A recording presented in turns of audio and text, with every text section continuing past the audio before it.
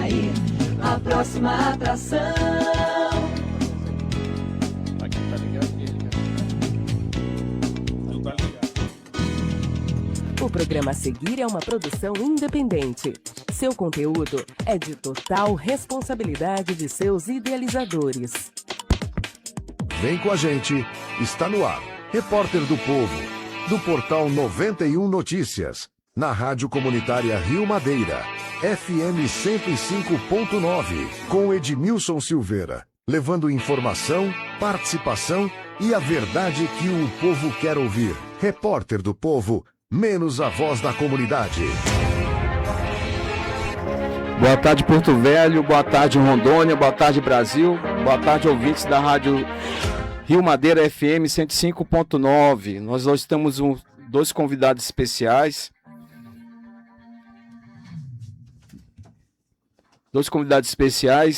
Queria inicialmente mandar um abraço aí para a turma o grupo do WhatsApp do ex-aluno do Senai, que inclusive está com uma programação agora até, se não me engano, agora em abril, realizar um reencontro, né, a segunda aula da saudade. Então, o pessoal já está organizando aí o evento, né, que acredito que vai ser um marco, né, para todos que vão participar desse encontro.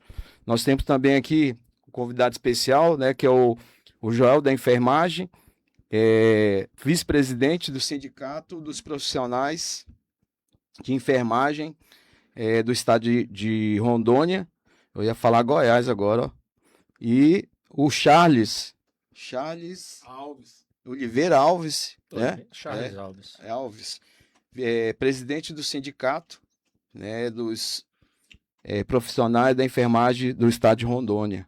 Eu queria que vocês fizessem as considerações iniciais. Bom, boa tarde, Edmilson. Um pouquinho pertinho. Boa tarde a todo mundo que está nos prestigiando nesse momento.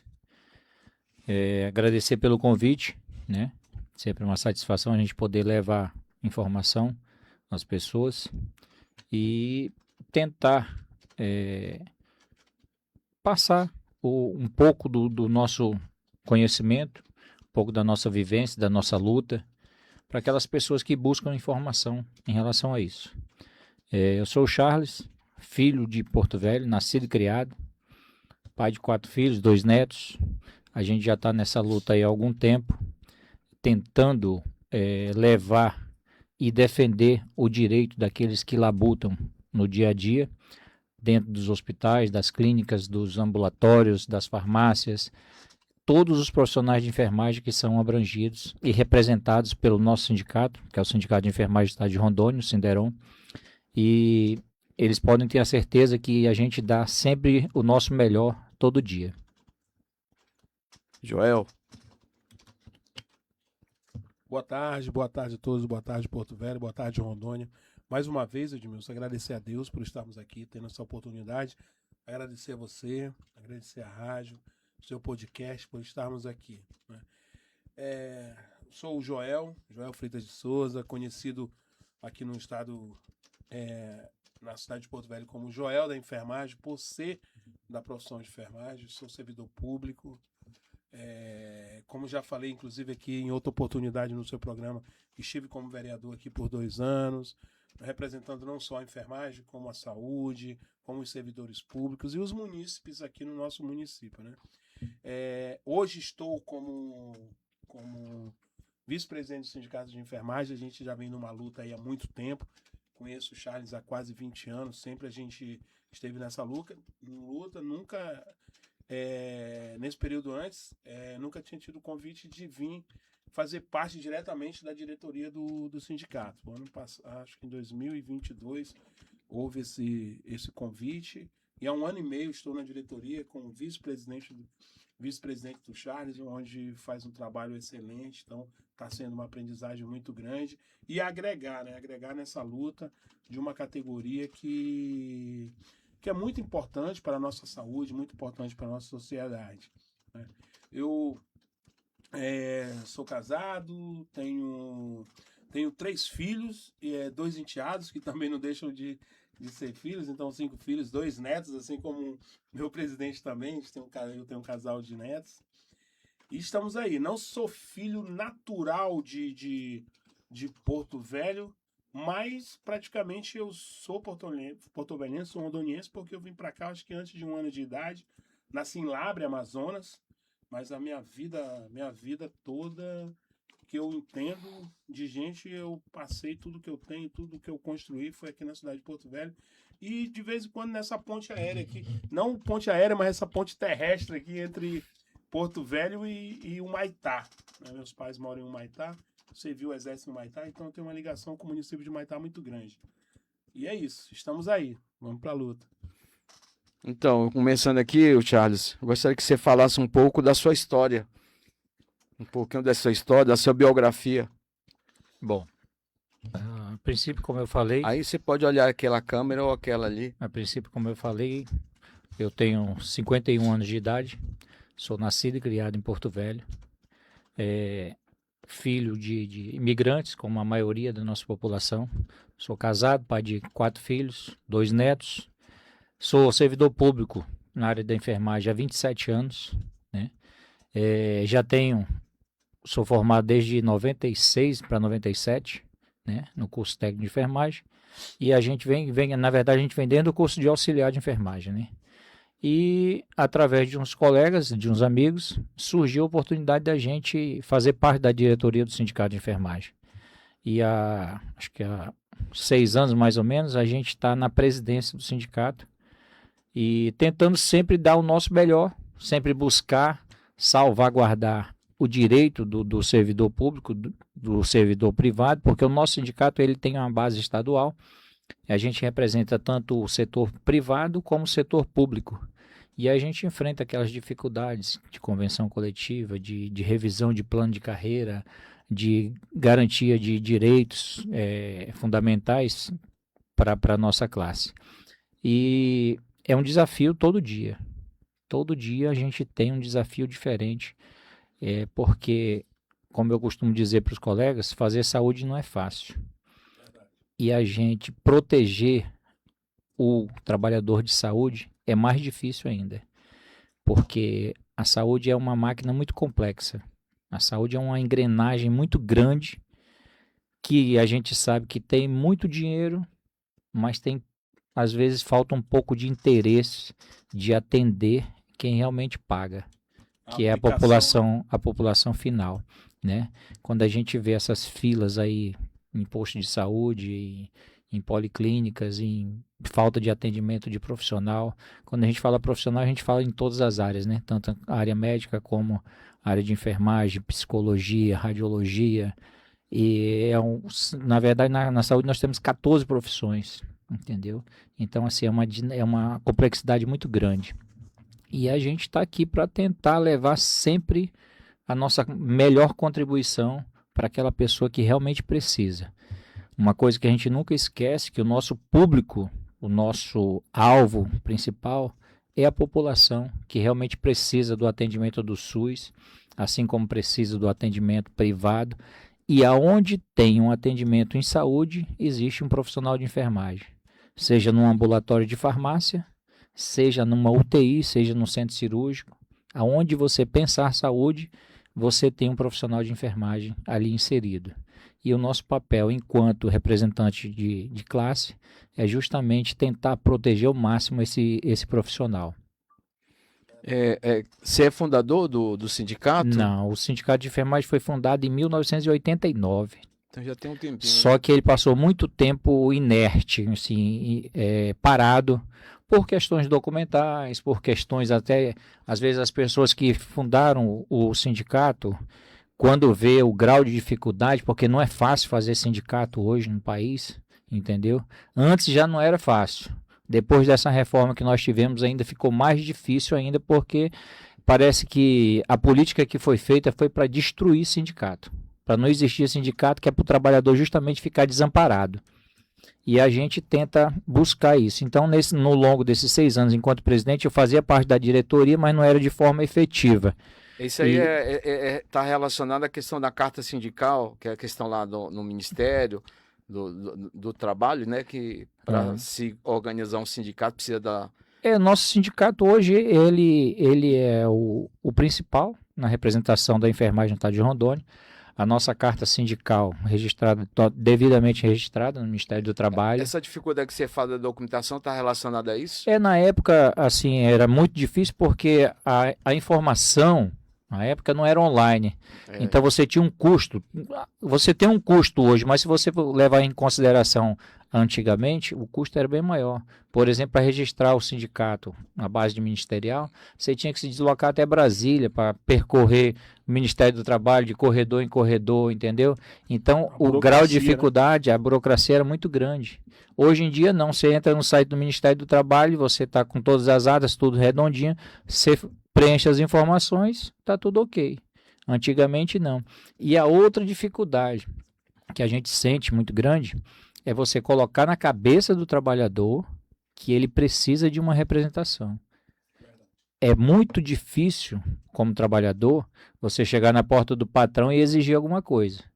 Agora, quando você tem uma representatividade sindical, quando você tem todo o amparo legal, o trabalhador ele não precisa se identificar para cobrar. O sindicato tem que fazer esse papel. E é justamente isso que a gente tenta manter. Tanto é que todas as reivindicações que a gente tem, quando é questão que o trabalhador tem que se expor, o papel do sindicato é tomar a frente e levar essa demanda para tentar resolver. O trabalhador, principalmente na área privada, ele sofre muita represária. O trabalhador hoje no Brasil, não sei a nível de mundo, mas no Brasil, ele é visto como gasto. Ele não é visto como investimento. E é essa mentalidade que a gente tenta mudar. É essa mentalidade que a gente tenta passar para o trabalhador para trazer ele para o nosso lado. Conscientizar, né? Conscientização, exatamente, essa é a palavra. O que lhe motivou a entrar na luta sindical em defesa dos profissionais da enfermagem? O dia a dia. Como profissional, eu sei o que ele passa lá dentro do hospital. Eu sei o que ele sofre de ameaça. Eu sei as condições de trabalho que ele está lá dentro. Eu sei do grau de dificuldade que ele tem para exercer a função dele. Quando você vai num corredor do João Paulo II, que você vê um profissional acocado para poder fazer medicação, você sabe o que é a realidade. Quando você vê um profissional afastado por problema psicológico, porque às vezes ele não consegue atender aquela demanda, você sente o que é ser profissional de saúde no Estado. Quando você vê, vamos trazer um pouquinho para as outras áreas, quando você vê um médico ter que cancelar a cirurgia por falta de material, um insumo, às vezes a gente deixa de ser humano e passa a ser super-humano, que é para tentar corrigir aquela falha. Esse é o papel do trabalhador em saúde. Ele tem que se superar todos os dias. A questão do piso salarial está de acordo hoje aqui do Estado porque tem um piso, né, da enfermagem, né? E como é que está essa questão não aqui? Não tem piso ainda, né? Não tem piso. Tem uma lei que foi aprovada que o STF isso foi aprovado agora, não foi? Tem uns 2 anos, 3 anos para trás? Era 2022. Isso. E foi colocado. Hoje se recebe um complemento, né, Edmilson? Isso é uma vergonha, né? Um negócio desse. Porque na realidade o STF, conforme a lei eu acho que ela, quando foi aprovada, ela foi fatiada. Na verdade, o que acontece? A lei foi aprovada. Existe uma lei, piso nacional da enfermagem. Foi sancionada pelo presidente Bolsonaro. Sancionada. Só que essa lei ela teve várias falhas. Uma das falhas, ela não tem previsão de reajuste. Então, hoje, o piso, o teto máximo, 4.750. Certo. Se demorar 10 anos, nós vamos estar ganhando 4.750, porque ela não tem fator de reajuste. Isso sem não está previsto, jornada, né? Não está previsto em lei. Esse piso só vale para a jornada de 44 horas semanais, que é aquela jornada que a gente pode comparar 6 por 1.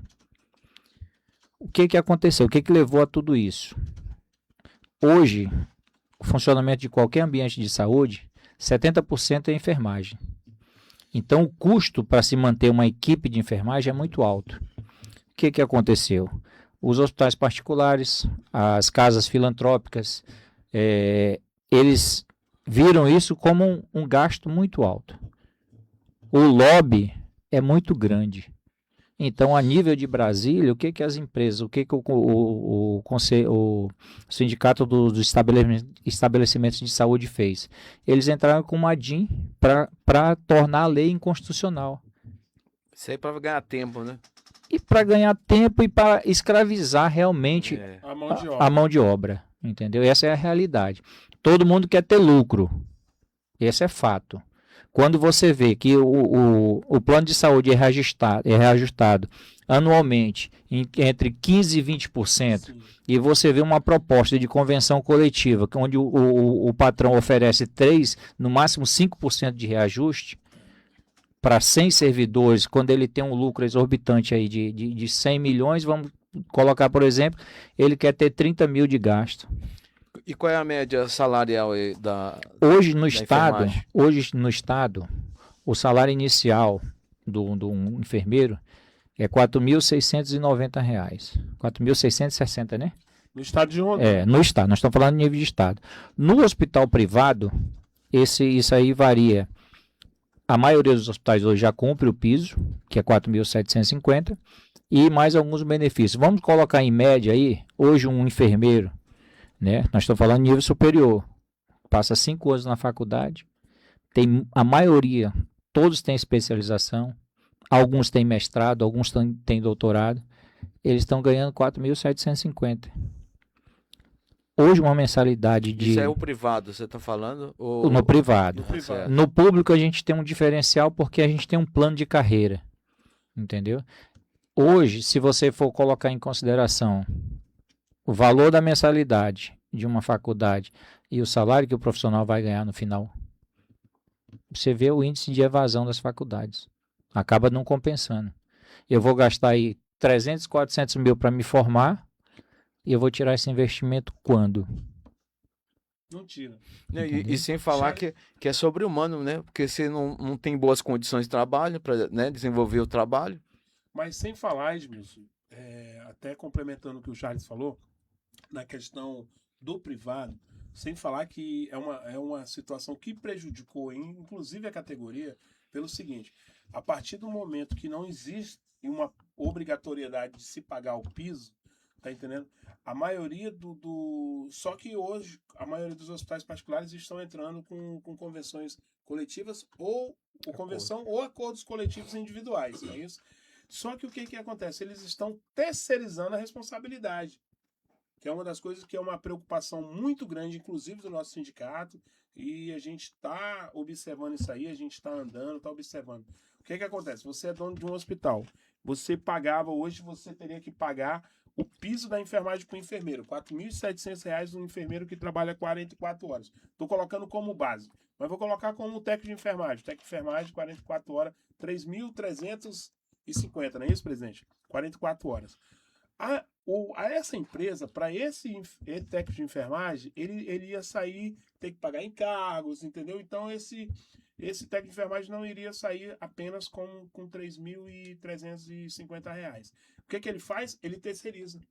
Ele contrata uma cooperativa pelo qual ele vai pagar X, vamos um exemplo, 7, 8, 9, 10 mil reais por cada técnico de enfermagem, mas ele se livra dos encargos.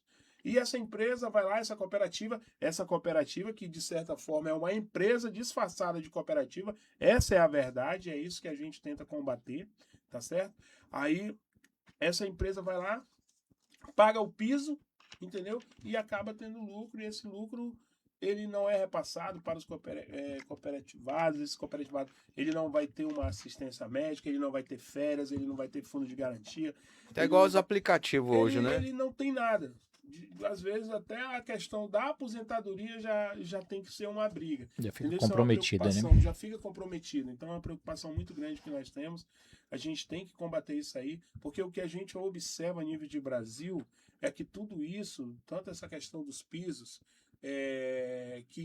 veio o piso dos professores, veio o piso da enfermagem, tem o piso da radiologia, tem o piso que é o correto, né? Que é o correto. O profissional ele tem que exercer sua função da melhor maneira possível, mas ele tem que ser bem remunerado. Esse é o correto.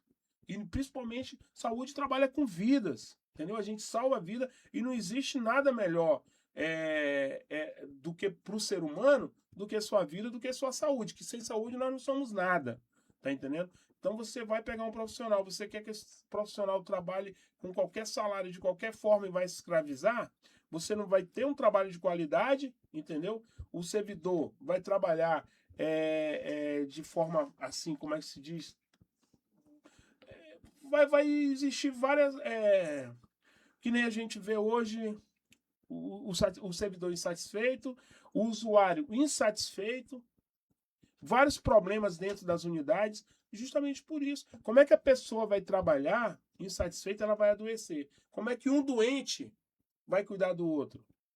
Então é isso que a gente tem que discutir, entendeu? É isso que a gente luta, tanto no público como no privado, que o servidor, o profissional, ele seja bem remunerado, ele tenha um descanso digno, né? Ele tenha aquela a interjornada de um plantão para o outro também, que ele possa, entendeu? Então isso aí é uma preocupação muito grande que inclusive o sindicato tem. E com a questão do piso da enfermagem, infelizmente, ele ainda não foi resolvido. Ele ainda não foi resolvido. Porque não existe uma obrigatoriedade, existe um complemento no público, no hospital público e nos filantrópicos, que esse complemento ele é passado para os municípios e para os estados. Os estados passam para os filantrópicos que prestam serviço para esse ente, né? Ou para a prefeitura ou para o estado.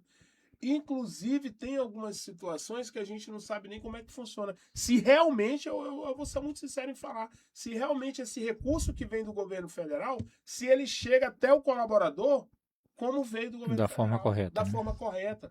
Ah, veio R$ 1.600 lá. A gente faz conta, é tanto desconto que chega a R$ 800 no contra-cheque do colaborador. A gente tem vários exemplos assim. Tem vários exemplos. Então, isso... acredito que, inclusive, os órgãos de controle têm que começar, o Ministério Público do Trabalho, tem que começar a agir nesse sentido, para quem está recebendo esse recurso federal, se esse recurso está sendo repassado da forma correta. Questão do... Como é que está o diálogo com o governo e as prefeituras em relação a essa realidade, né? Porque o que a gente percebe é que os caras usaram isso politicamente, somente isso, não foi?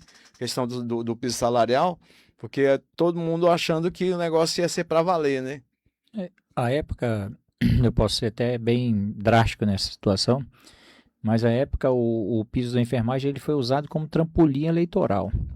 Todo mundo queria ser o pai da criança, mas ninguém se preocupou como que ia ficar realmente a criança. Se ela ia ter uma vida saudável, se ela ia ter um desenvolvimento a contento. E aí a gente se esbarra na burocracia. Agora, por exemplo, ontem retomou o julgamento do piso da enfermagem. Ele está judicializado, ele está no Supremo. Ontem retomou o julgamento. E aí o julgamento ele é meramente para saber se é constitucional ou inconstitucional. Ninguém está preocupado com o trabalhador. Ninguém está preocupado se a pessoa, principalmente a minha maior preocupação, com a qualidade do serviço que é oferecido. Eu vou te dar um exemplo bem claro. Na época da pandemia, anteciparam faculdades porque faltava profissional.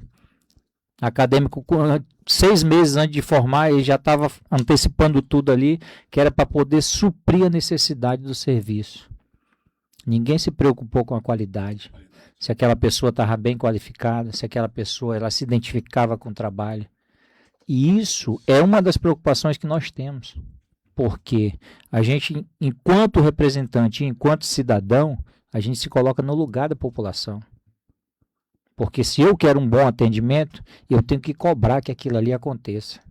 Eu não posso simplesmente fechar os olhos e dizer assim, não, está todo mundo pagando o piso, ok. Mas pode ser um parente meu, um parente seu. A gente se preocupa principalmente com a qualidade que é oferecida no serviço. Essa questão das OS e das terceirizadas e cooperativas, tem alguma distinção entre elas? É a mesma coisa. É outra preocupação muito grande que nós temos. Eu posso resumir isso aí.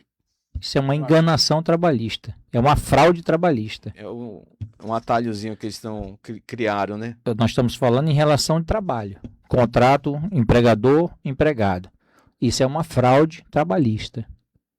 Quando uma empresa ela pega um dinheiro, um recurso federal, e ela terceiriza esse recurso sem prestar contas, isso para mim é fraude.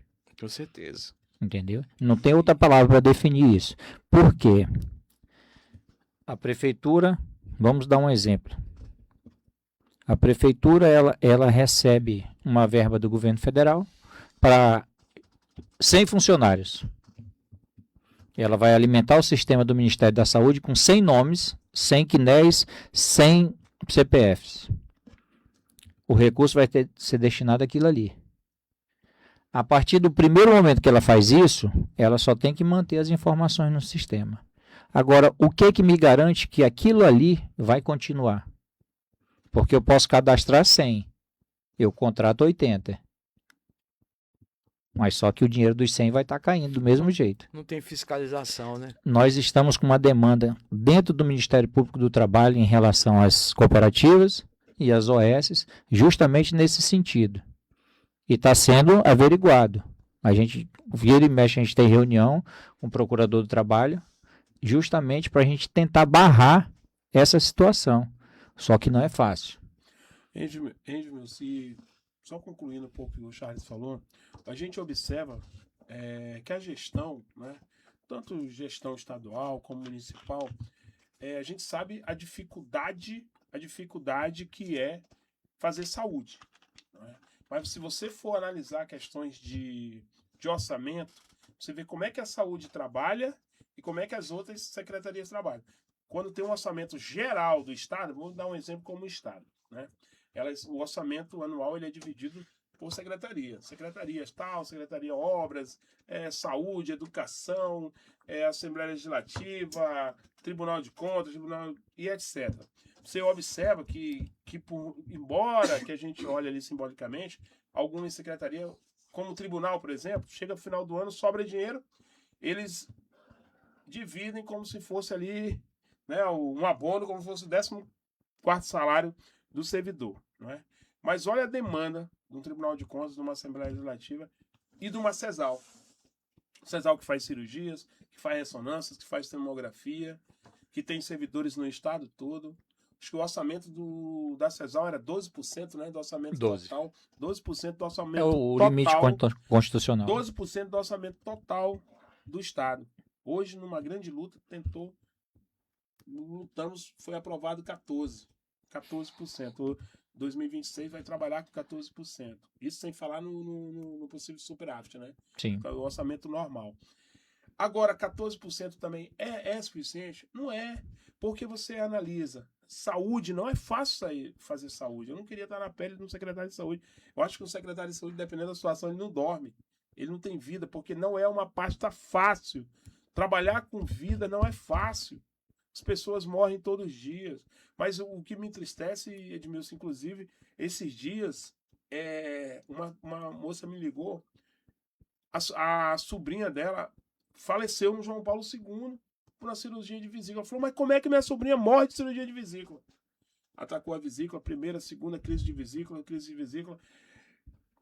Deram encaminhamento, o clínico deu encaminhamento para o cirurgião marcou a cirurgia e empacou na regulação. Empacou. 1 mês, 2 meses, 3 meses, 4 meses, 1 ano. Quando foi operar no Santa Marcelina, já estava infeccionado, aquela situação toda, pus para todo lado. Deu problema na cirurgia, né? Operou, ok, foi para casa, voltou para o João Paulo, totalmente infeccionado, aquela situação. Foi a óbito. E quantos casos como esse acontecem, Edmilson, todos os dias? Quantos casos vão a óbito? Sim, a população não divulga, tem medo. O poder público também não divulga. Nós também, às vezes, a gente fica ali, mas todos os dias, se a gente começar a andar as comunidades de Porto Velho, tantas pessoas que têm cirurgia marcada diante da pandemia, pessoas que já morreram e estão com cirurgia agendada, ressonância agendada, não são poucas. E qual é a média dessa demora aí, dessa regulamentação? Eu, sinceramente, eu não tenho nem como te falar, porque é muito relativo. Gente que demora 6 meses. Esse caso aí qual foi? É vesícula? Foi vesícula. Tem gente de vesícula que está esperando há mais de ano. Isso é... Ressonância, tem gente com ressonância magnética que está esperando há 2 anos. Isso dá para resolver. Aí a gestão pega e joga, não, a culpa é do servidor. A culpa sempre é do servidor. A culpa é disso, a culpa é daquilo. Para quê? Para terceirizar. Porque a saída é terceirização. Aí joga na mão da iniciativa privada, é o que está acontecendo lá em Guajará-Mirim. É o que está acontecendo, está na mão da iniciativa privada, terceiriza a mão de obra, explora a mão de obra, tá entendendo? E vai resolver o problema ou não vai? Hoje, tá resolvendo o problema lá em Guajará-Mirim? Resolveu 100%? Não resolveu. As filas continuam da mesma coisa. Não está andando as filas de cirurgia, andando igual passo de tartaruga. Entendeu? Fila de ressonância da mesma forma. Aí as pessoas tentam, ficam pulando, pedindo favor disso, pedindo favor de vereador, pedindo... Isso tem que acabar. O nosso SUS, ele não é universal? Ele não é universal? Como que também eu fico indignado, como é que a gente pode ter um sistema de saúde que a gente fala que é universal? Universal, ele é todo lugar. A gente da Noruega pode ser atendido normalmente. A gente não dá conta nem do nosso cidadão. Esse dia eu vi um vídeo de um vereador lá na POC, mas aquilo ali não é de agora, não. Aquilo é de 5, 10 anos, aquilo não é de agora. As filas também de cirurgia não é de agora, Edmilson. O último concurso público nosso no estado de Rondônia foi em 2017. A gente tem déficit de cirurgião, a gente tem déficit de neuro, a gente tem déficit de técnico de enfermagem, a gente tem déficit de enfermeiro. Estamos trabalhando com déficit, estamos trabalhando com sobrecarregado. Sem falar nos colegas que estão afastados com problema psiquiátrico, colegas que já... a gente não trouxe a estatística aqui, a gente não vai nem divulgar. Colegas que já se mataram. Se a gente for fazer uma conta aqui dos colegas que já se mataram, uso de medicação, uso de... Inclusive eu ia perguntar sobre essa questão da saúde mental, né? Porque, é triste. Né, da enfermagem. De modo geral. Hoje a gente pode dividir em duas partes essa pergunta. Antes da pandemia e depois da pandemia. Primeiro, por quê? Já existia essa questão do déficit psicológico antes da pandemia. A gente já tinha colegas que precisavam fazer tratamento psicológico pela demanda muito alta, pela falta de condições de trabalho, pela sobrecarga de trabalho. Depois da pandemia, isso se agravou, vamos ser bem otimistas aí, no mínimo aí uns 40%. Meu Deus. Hoje, para você ter uma ideia, no João Paulo II, o índice de atestado médico de profissionais, quando eu falo profissionais, da forma geral, e a gente traz para a nossa realidade profissional de enfermagem, ele beira 45%. Então, de uma equipe de 100, 45 estão afastados por problemas de saúde. Desses 45, vamos colocar aí 25% são problemas psicológicos depois da pandemia. Aí vai dizer assim, mas ele não está preparado para trabalhar na saúde? Ele tá preparado. Só que isso vai além. Somos humanos. Além de muita coisa. Primeiro, que na pandemia, o profissional, por mais acostumado, por mais preparado que ele tivesse para enfrentar uma batalha, ele não estava preparado para ele ver o meu parente ali morrendo do meu lado, sem eu poder fazer nada. Para ver o meu vizinho ali que me ligava para dizer assim, ei, tem como tu ver minha irmã que ela tá aí? Entendeu? Então, todas essas fases a gente teve que superar abruptamente. É interessante, né? A gente passou por uma pandemia, né? Foi uma experiência que não foi boa para muita gente, né? Para ninguém, né? Para ninguém, o Brasil todo, né? E os enfermeiros, todo mundo, né? Parabéns e tal. Éramos né? heróis. Heróis. E aí agora Quantos colegas foi largado de mão, né? Tipo assim. Quantos colegas nós nos perdemos? Hoje... Quantos velórios, quantos enterros nós não tivemos que ir, às vezes paramentados. Não conseguíamos nem nos despedir dos nossos colegas do jeito que eles estavam, do jeito que eles iam a óbito. Eles eram enterrados no saco, no cobre-corpo, que a gente chama, no cobre-corpo.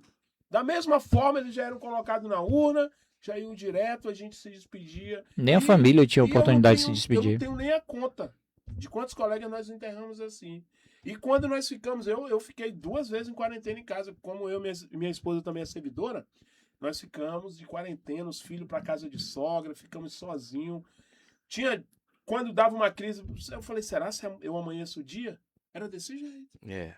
Era desse jeito, Edmilson. Agora, a pergunta primeiro, a responsabilidade é do governo de tudo isso. Por exemplo, você falou a questão que tem a questão do déficit, né, da questão de contratação de pessoal, tem a questão de insumos, tem questão também de, né, porque você fala de cirurgia, envolve, não é só o médico ir lá né, envolve todo um equipamento médico, insumo, né, e a questão dessa regulamentação também é problema de gestão? Das OS? Não, eu falo De forma geral. De geral. Essa regulamentação que leva uma eternidade para a pessoa fazer uma cirurgia, né? Como é que e qual é a solução dessa questão, né? Eu, sinceramente... Porque a gente fica frustrado, né? Tipo assim, com essa realidade da saúde, né? Em relação à cirurgia, Edmilson, no meu ponto de vista, tá? Como profissional, como vereador que passei ali, o que eu observo? É toda uma questão de interesse político. Eu acredito que a gestão ele quer mostrar para a sociedade que a única saída é a terceirização, né? E a gente sabe por vários interesses que tem por trás disso. O que acontece? Concurso não é feito mais. O salário cada vez pior. Então, qual é o bom profissional? Qual é o cirurgião, o neurocirurgião, o vascular, que vai querer ser funcionário do estádio de Rondônia se ele ganha 18 mil no estádio de Rondônia como servidor e a empresa e o estado contrata uma empresa e na empresa ele vai ganhar 40. Ele vai querer trabalhar na empresa, o médico. Mas com isso, aí acontece que as empresas também não suprem a necessidade, tem toda uma situação, a fila não anda. A enfermagem, a nutrição, o fisioterapeuta, que, vamos ser muito sinceros, não tem a mesma força de um médico, que eu já vi, neuro era concursado, vascular era concursado, os uro eram concursados, e muitos médicos eles falaram, não, vamos pedir conta em massa, pediram conta em massa, o neurocirurgião foi um grande exemplo, pediram conta em massa e veio a Inal. Agora, quanto que ganha um cirurgião da Inal e quanto que ganha um médico do estado? Mas resolveu o problema? Resolveu realmente? As filas andaram? Eu falei aqui em outras vezes, e eu vou repetir.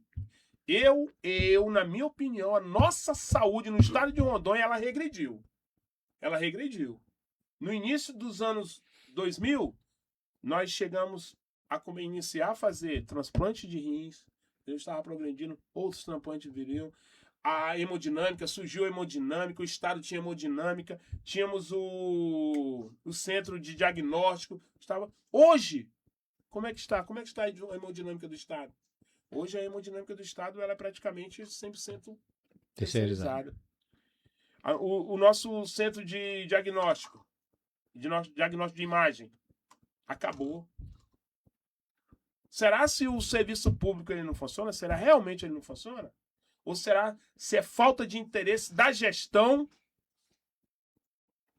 colocar,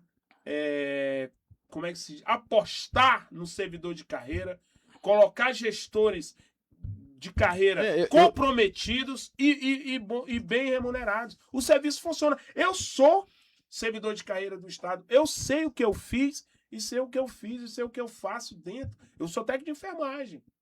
Mas eu já sei o que eu fiz dentro do João Paulo II.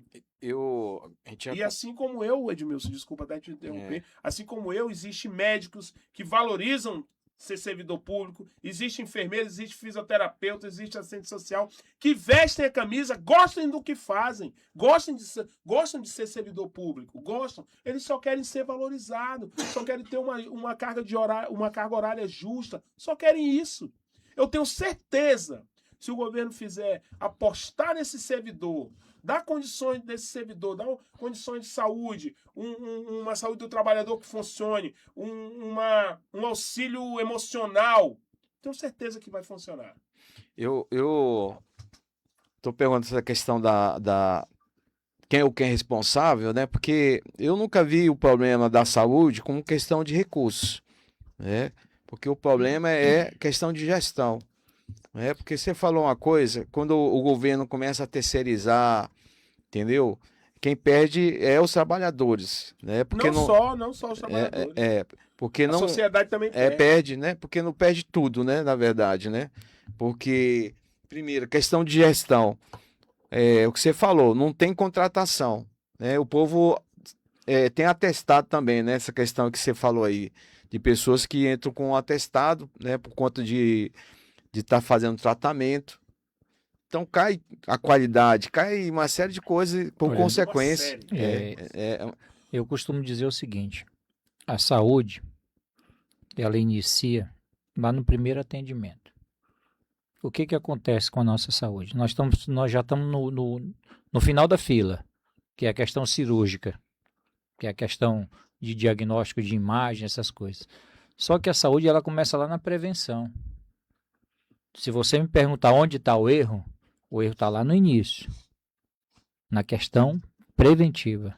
Quando a gente fala questão preventiva, a gente tem que envolver o município, todos os municípios, porque é o município que é obrigado a fornecer esse atendimento. Nós vamos voltar lá atrás, um pouquinho na história, quando funcionavam a questão dos agentes comunitários de saúde, que iam de casa em casa, catalogando todo mundo, você não via essa superlotação, porque a saúde era combatida lá no início.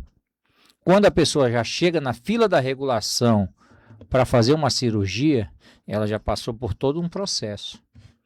Então é mais barato você investir em prevenção do que você investir na intervenção. A intervenção cirúrgica, ela é muito cara para o Estado. Sim. Só que o município está deixando de fazer a parte dele. O município está deixando de fazer a política de prevenção. Antigamente, eu tenho 27 anos de saúde. Viajei esse Baixo Madeira todinho fazendo PSF, agora é ESF, né? Estratégia de Saúde da Família. Antes era Programa de Saúde da Família. A gente viajava todo esse Baixo Madeira, BR, a gente fazia prevenção. E uma equipe com médico, e não era médico, não estou dizendo assim, um médico especialista, era um clínico geral, um odontólogo, um enfermeiro, um técnico de enfermagem, um vacinador. E o laboratório básico. Com isso, em 10 dias, vou dar o último exemplo, que quando eu viajei, em 10 dias de viagem no Baixo Madeira, nós fizemos para mais de 5 mil atendimentos. É quando você se reconhece como profissional, quando você leva a diferença para a população. Aqui... É um trabalho de base, né? Exatamente. Preventivo, né? Aqui, qualquer profissional é só mais um. Tu quer conhecer o teu valor? Vai numa comunidade que realmente precisa. Leva uma técnica de escovação para aquelas crianças que estão com problema dentário. Leva vacinação para aquelas crianças que estão precisando. Leva uma orientação de um médico clínico para aquela pessoa que está precisando. Leva um enfermeiro para fazer um preventivo nas pessoas que estão precisando. Isso não custa caro. O que custa caro é intervenção, é internação. Pronto-socorro não tinha essa superlotação. Então, o que está faltando? Está faltando realmente políticas públicas voltadas realmente à prevenção da saúde. Agora, essa competência é do Estado. Essa competência de saúde básica é município. Entendeu? E o Estado entra onde nessa? O Estado entra na média e alta complexidade, complexidade, que é caso de cirurgia, atendimento de acidentados, entendeu? Exame. E essa questão de políticas públicas no serviço básico é municipal. E onde entra o governo federal nessa estrutura? O governo federal é a máquina que libera o dinheiro, que tem o recurso, entendeu? Aí, ó. É o que promove as políticas, é o que promove treinamento, é o que promove tudo. Então, assim, aonde está o erro? Eu acho que, no meu ponto de vista, o erro principal está na falta de interesse político, de realmente atender a população. Porque uma população doente é uma população que gera voto. Qualquer favor que você fizer, você já conquistou uma família com voto. É um ciclo vicioso. Eu nem gosto muito de entrar nessa seara, porque a gente chega a ser até revoltante. um direito seu fundamental que você tem que ficar se humilhando para poder garantir. Constitucional, Entendeu? Então, assim, é uma coisa que eu nem gosto muito de entrar. Mas, se existisse boa vontade política, quando eu falo política, não estou falando do deputado, do presidente, não estou falando de... Eu estou falando boa vontade política das pessoas que fazem gestão em saúde. É o diretor da unidade, é o secretário de saúde, é o assessor técnico, as pessoas que realmente pensam saúde. Porque pro cirurgião abrir a barriga do qualquer cidadão, ele estudou para aquilo ali. A hora que chegar, ele vai fazer. A saúde tem que ser feita lá no início. Lá na base. E Charles, uma coisa interessante também, Edmilson, que eu acho que era uma preocupação, e a gente não observa isso aqui dentro do nosso estado de Rondônia, que isso aí, inclusive, deveria... acho que esse trabalho educacional, ele não deixa de ser um trabalho de educação em saúde, não deixa de ser um trabalho preventivo, a questão do trânsito daqui de Porto Velho. O trauma, eu trabalhei muitos anos no trauma ortopédico dentro do pronto-socorro João Paulo II, e eu acredito que o trauma deve ser responsável, acho que por mais de 50% das cirurgias. Das cirurgias eu não tenho esse dado. É muita esse gente, dado né? exato, mas os traumas provenientes de acidente de trânsito, eles chegam a ser mais de 50% dos casos cirúrgicos daqui do... Tanto, eu não digo nem só ortopédico, eu digo neurológico também, né?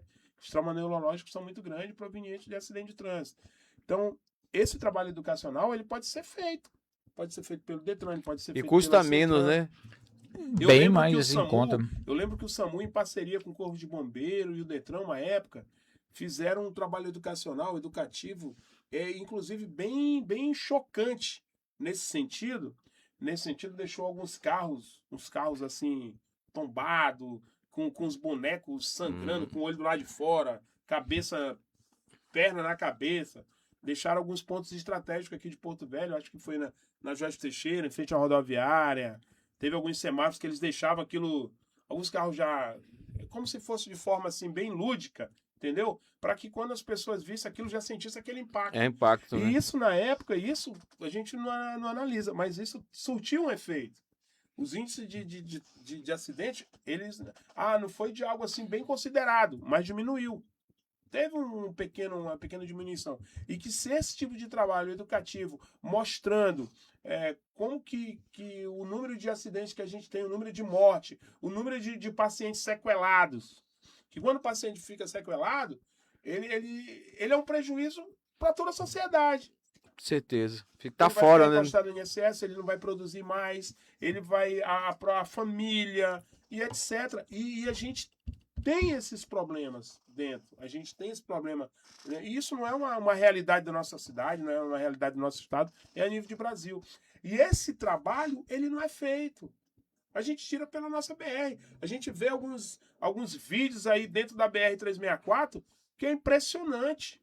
Isso é... As carretas invadindo, os caras dirigindo de qualquer jeito, moto se jogando em frente de carreta. Então, isso tem que ter um trabalho educativo. Quando eu venho de Goiânia pra cá, eu ficava muito tenso quando eu vinha de ônibus. Porque é horrível. Porque a BR realmente ela é perigosa. Eu não consigo dormir quando eu viajo de ônibus. É muito tensa essa viagem. Quando eu venho pra cá, tensa horrível. demais. As pessoas não se respeitam, ela não respeita o trânsito, ela não respeita o limite de velocidade. Então isso tem que ser trabalhado. E isso tudo ele atinge diretamente, ele atinge diretamente o profissional. Com certeza. Porque nós que somos os profissionais, eu não digo nem só o profissional de enfermagem, não, o profissional médico, o fisioterapeuta, o nutricionista, nós que estamos dentro do hospital, nós recebemos toda essa carga. Nós recebemos. Então ali o nosso desgaste ali não é só físico, não. Quando chega uma ambulância do SAMU, ali a gente tem, ali é como se fosse uma academia. Eu tenho hérnia de disco devido à ambulância. Tirar maca, tirar prancha. Peso, tá né? entendendo? Peso, fratura de fêmur. E a gente vê uma pessoa chegando com TCE gravíssimo, uma fratura exposta, como a gente vê todos os dias. Tudo isso, ela é uma sobrecarga. E aquele servidor que está ali, aquele enfermeiro, aquele técnico de enfermagem, aquele médico, ele vai para casa. Dependendo do caso, a gente nem consegue dormir naquela noite. Eu já tive noites de sono Entendeu? Teve um caso, uma época daquele rapaz que foi atravessar a BR, o ônibus pegou ele, ele explodiu. Ele ficou alguns dias conosco lá antes de falecer, um rapaz jovem. Entendeu? Quando eu vi aquela imagem, eu ficava com aquela imagem todo tempo na minha cabeça. E tudo isso é um problema emocional, porque são pessoas, são vida. São vida. E quando o Charles fala, né, Charles? Porque as pessoas, mas então tu não tem condições para ser um profissional de saúde. Nós somos humanos. Isso aí. Nós temos filho, nós temos pai. Chegou uma criança uma vez afogado. Eu era novato na época, eu acho que ele tinha uns 6 anos. A idade do meu filho. Eu não aguentei, eu travei. Eu travei porque eu tava vendo meu filho em cima da maca. Ele foi a óbito, a criança, infelizmente. Entendeu? Então são coisas que isso aí é... que a gente absorve. Tá entendendo? A gente falando aqui dessa sobrecarga, como é que o sindicato tem trabalhado essa questão do assédio moral? Porque isso aí deve acontecer assim, deve ser, como diz o goiano, deve ser mato, né? Essa questão é muito delicada. Por quê? E muito comum. É mais comum do que a gente pensa, né? Infelizmente, no serviço público, vamos pegar o público como por exemplo. A maioria das pessoas que estão em cargo, elas não são do quadro efetivo. Elas são comissionadas. E a pessoa comissionada, não estou generalizando, mas a pessoa comissionada, às vezes, ela chega lá para passar uma chuva. É temporário. Acabou o período dela, ela não tem compromisso mais com aquilo. Não estou dizendo que elas são descompromissadas. Tem muita gente boa nesse sentido. Mas assim, e ela, por ser um cargo comissionado, ela tem uma meta a cumprir. E às vezes essa meta, ela vai além do respeito. Porque se eu não impor respeito ou cobrar que aquilo ali seja feito, às vezes até de forma ríspida, eu não vou ser respeitado. E é onde entra a questão do assédio moral. Exatamente. Você tem que fazer e pronto. A gente sabe que não é assim. O que o sindicato intervém em relação a isso? O colega que sofreu isso, ele pode ir na delegacia, registrar uma ocorrência, a equipe jurídica do sindicato está à disposição e nós vamos até as últimas consequências para limitar esse tipo de ação. Porque acima do profissional existe o pai de família, a mãe de família. E ele tem que ser respeitado. Dentro do meu ambiente de trabalho, eu tenho que ser respeitado. Porque é a gente que faz saúde. Eu levo isso aí, é uma das coisas que eu tento mais colocar na cabeça do pessoal. Você não está aqui para aguentar abuso de ninguém. Você está aqui para desempenhar a sua função como trabalhador. Aconteceu, pode me ligar a qualquer hora. Já aconteceu N casos. A gente vai, registra uma ocorrência, coloca a equipe jurídica do sindicato à disposição e nós vamos até as últimas consequências para proteger aquele trabalhador. Ei, Charlie, mais uma vez, assim, só complementando, porque inclusive isso já aconteceu comigo. Já aconteceu algumas vezes. Inclusive, de algum outro cargo que na cabeça... Não era nem meu chefe imediato, não era nada disso. Era eu não vou falar o cargo, mas era um cargo que achava que, por eu ser técnico de enfermagem, eu tinha que ser secretário, entendeu? E a minha função ali não era essa. E eu mostrei o X mais Y, que minha função não era aquela. Eu estava ali como servidor para me auxiliar na execução do serviço e naquilo que ele prescrevesse. Teve uma série de conflitos na época, teve ouvidoria, fez ouvidoria, eu também fiz a minha, entendeu? Então, inclusive, depois até surgiu a desculpa. Por quê? Porque ele sabia que apenas eu me impus por aquilo que eu estava correto. Sou servidor público, passei na minha função como técnico de enfermagem, ali eu estava como técnico de mobilização, para exercer a minha função como técnico de mobilização, trabalhando no auxílio, não como secretário pessoal de A ou B. Então a gente tem que saber se impor. Se você está dentro da sua função, você está exercendo a sua função, você não está cometendo uma infração, nada que pudesse ali você responder nada administrativo, você tem que se impor, você não pode baixar a cabeça. Você não pode, você tem que responder à altura de forma educada. Se for o caso, como o Charles falou, rispidamente, registra a ocorrência. A gente sempre fala para os colegas, muitos colegas ficam com medo. A gente recebe A gente recebe todos os dias denúncias assim. Só que as pessoas ficam com medo, e fica até difícil do sindicato agir, Edmilson, nessa questão, porque não tem um print, não tem. Fica com medo de mandar o print, de fazer, registrar uma ocorrência. Então é complicado. Então a gente fala para o servidor, e inclusive do particular também, do profissional particular, esse profissional nos procure, tire print, existe ocorrência, lute pelos seus direitos, nós não podemos nos calar. Eu vou dar um exemplo aqui da mulher, a violência contra a mulher. Tanto, durante muitas décadas foram violentadas e sofriam ali, batia, ficava todo mundo calado, tinha medo. Hoje, olha como é que tá. Por quê? Porque abriram a boca, teve alguém que abriu a boca, hoje já tem lei que ampara. Então a gente tem que acabar com esses abusos. Não existe, não tem que ter abuso de ninguém, não. As pessoas, elas têm que ser respeitadas. A mulher tem que respeitar o homem tem que respeitar a mulher. Eu, como chefe, tenho que respeitar meu subordinado. O subordinado tem que me respeitar. É respeito. É respeito. As pessoas estão ali, não é para serem capacho, não é para ser escravo, não é para ser objeto de ninguém, não. Respeito. Então, a partir do momento que faltou o respeito, tome suas providências. Existe sua ocorrência, procure seus direitos. Dentro do hospital tem ouvidoria, tem várias formas de denunciar isso aí. Tá bom, Edmilson? A gente está chegando ao final, né, do programa Repórter do Povo, mas eu queria fazer uma pergunta final. Quais os projetos aí para agora, para esse ano 2026, e quais foram os avanços da enfermagem aqui em Rondônia? Bom, o projeto sempre é melhoria, né? Mas vamos lá. Nós estamos no meio de uma discussão, de uma revisão do plano de carreira, tanto no estado de Rondônia, para os servidores estaduais, como no município de Porto Velho, né? Esse plano ele tem que ser revisado a cada 2 anos, só que pela burocracia, pela procrastinação dos gestores, acaba ultrapassando esse tempo e com isso o servidor fica prejudicado. Então a gente está tentando recompor o salário desse servidor. No âmbito particular, nós estamos no meio de uma convenção coletiva, onde nós pedimos 12% de aumento e foi nos oferecido vergonhosamente 5%. Entendeu? Em cima do piso, né? Em cima do piso, entendeu? E a primeira proposta foi de 8%, a segunda proposta caiu para 5%, e a nossa política no sindicato é não recuar em relação aos direitos do trabalhador. Então, nós estamos provavelmente, no setor privado, nós estamos indo para dissídio coletivo, porque a gente tem que levar isso ao conhecimento do Ministério Público do Trabalho, do Tribunal do Trabalho, porque se a gente fecha os olhos para isso, a gente está concordando com uma escravidão de uma classe que é regulamentada profissionalmente, que tem lei própria e que não pode admitir esse tipo de coisa. Nós tivemos muitos avanços nesse período. Tivemos uma revisão anterior que deu aí um índice de 43% a 50% de reajuste para os servidores.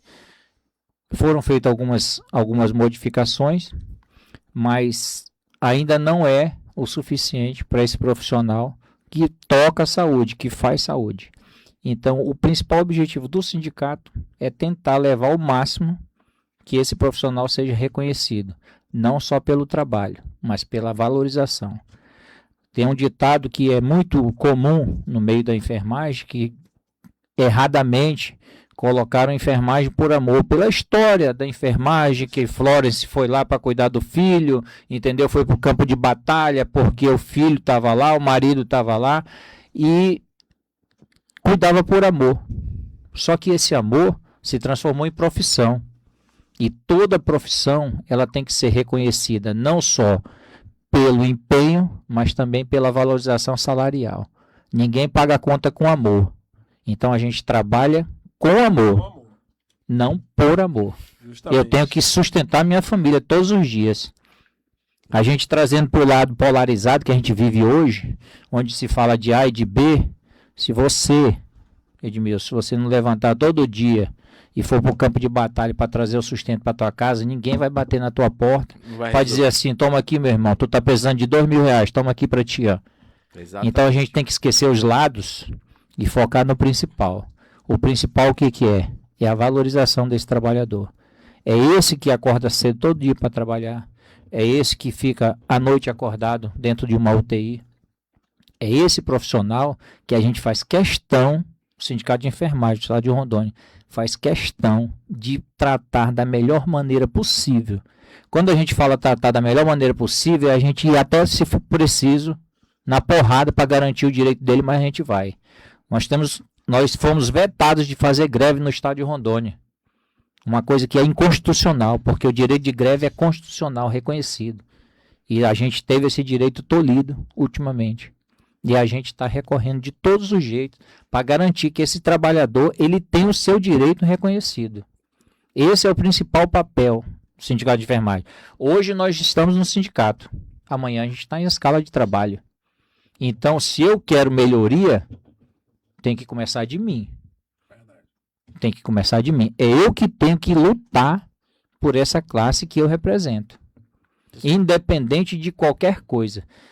Dentro do limite da responsabilidade, dentro do limite do direito, aonde esse trabalhador tiver razão, o Sindicato de Enfermagem vai estar do lado dele. E volto a repetir. Se preciso for ir na porrada para garantir o direito, nós vamos. Claro que a gente não quer chegar nesse nível. Eu não aguento mais não, porra. A gente está num nível intelectual assim de conversa muito alto. Rapaz, nem parece, passou 1 hora, né? Mas já vou aproveitar então fazer minhas considerações finais, agradecer o convite, tá? Nos colocar à disposição, assim que sempre que for preciso a gente está disposto a vir, bater um papo, levar à população a informação que a gente tem e que é verdadeira, porque a gente vive saúde 24 horas por dia. Eu costumo dizer que a gente não está aqui para passar a mão na cabeça de ninguém, a gente está aqui para trazer a realidade. Se ela for boa, a gente traz uma realidade boa. Se ela for ruim, a gente vai trazer a situação e vai tentar ajudar no que for melhor. E sempre à disposição e dizer para os profissionais de enfermagem do Estado de Rondônia que o Sindicato de Enfermagem ele luta diuturnamente para que o seu direito seja garantido. Certo? Um abraço a todos aí, bom final de semana, que hoje é quinta, né? Já está chegando. Entendeu? Aí. Deus abençoe aí grandemente a vida de cada um. Mandar um abraço para minha família, os amigos, né, que acompanham, que a gente manda o link, né? E estamos aí, qualquer coisa. Edmilson, só agradecer mais uma vez pelo seu convite e faço das minhas palavras, as palavras do Charles, ele já disse tudo, né, com essas considerações finais. Estamos aí na luta, vamos continuar na luta. Não é fácil, a labuta não é fácil, lutar por direitos, a gente sabe as dificuldades. Tinha algumas situações antes de eu estar no sindicato que eu até criticava porque eu achava que seria bem mais simples, né? E bem mais fácil, mas eu vejo o grau de dificuldade, o grau de luta, então não é brincadeira. Inclusive, tem algumas situações assim que eu chego bem mais cansado em casa, durmo em casa todas as noites, mas eu chego bem mais cansado em casa. É um desgaste, né? O desgaste emocional se torna bem mais cansado do que na época que eu fazia 24, 36 horas de plantão. O desgaste é bem maior. E agradecer a Deus, estamos juntos aí, que Deus abençoe, nos abençoe cada vez mais. Um grande abraço aí para todos os porto-velhenses e rondonienses. Mais uma edição do programa Repórter do Povo. Um abraço a todos, até a próxima Repórter do Povo. E assim encerramos mais uma edição do Repórter do Povo, do Portal 91 Notícias, na Rádio Comunitária Rio Madeira, FM 105.9. Obrigado pela sua audiência, pela participação e pela confiança. Com Edmilson Silveira, seguimos juntos, levando informação e a verdade que o povo quer ouvir. Repórter do Povo, menos a voz da comunidade. Até a próxima. Sintonize a frequência certa. Rádio Comunitária Rio Madeira FM. Você na sintonia.